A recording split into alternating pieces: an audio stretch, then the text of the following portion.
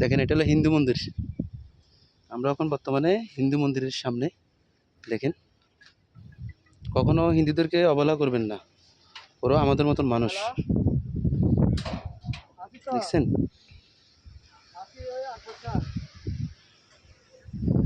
এই দেখেন এটা হচ্ছে মন্দির, ওদের মন্দির দেখাচ্ছি আপনাদেরকে জুম করে। এই যে দেখেন, এটা হচ্ছে ওদের মন্দির, দেখছেন।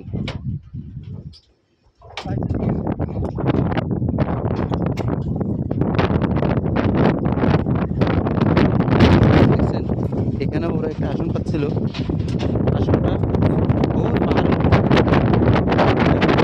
অনেক উপরে এই আসনটা।